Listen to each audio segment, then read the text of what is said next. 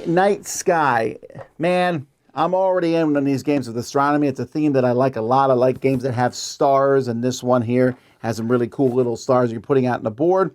It's a star placement style game, and it plays like this. In Starry Night Sky, you're trying to get the most points by discovering new constellations and finding stars in those constellations.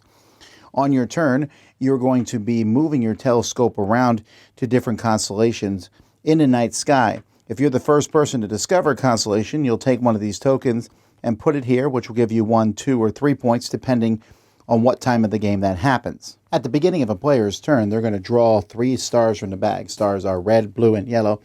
And once you get these 3 stars, well, I got all red in this case, but you get to choose which of the spots that they're in. One of these spots can have 4 max.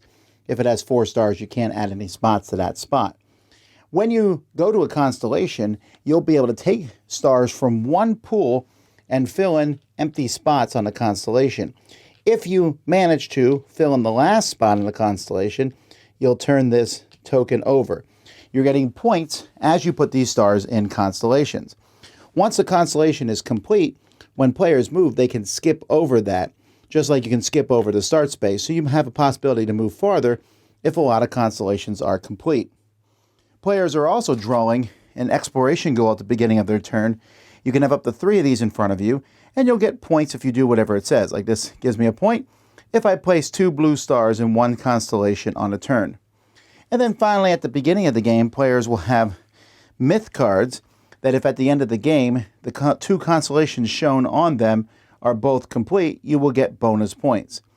The game ends when all the exploration tokens at the top of the board are out, which is less than the constellations that are on the board, and then you just total up the points, and whoever has the most is the winner. Again, I think the game works really nice. Now, interestingly enough, those end game points are not nearly as important as you might think they are.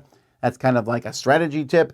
They can be the difference, but if you run and just do those, they're only a few points, and if someone just says, forget those end game points and just puts out a lot of stars and does their daily missions, I think that works better maybe. Those end game missions seem to be just kind of an extra thing you do.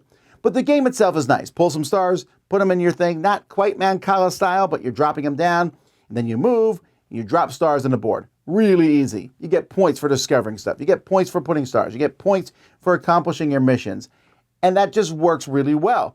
I like that when a constellation's finished, you can jump over it, making movement. You're never stuck. It just seems every turn you do something. Now, this is not, again, a particularly complex game, and that's good. Buffalo and Larkins, they did a good job putting this together. This is the kind of game that if it's sold in the store and people walk by and just pick it up, random folk, and they play it, I think they're going to be very appreciative of that, and it's an easy one to jump into. So I like it. 7 out of 10. That's Starry Night Sky.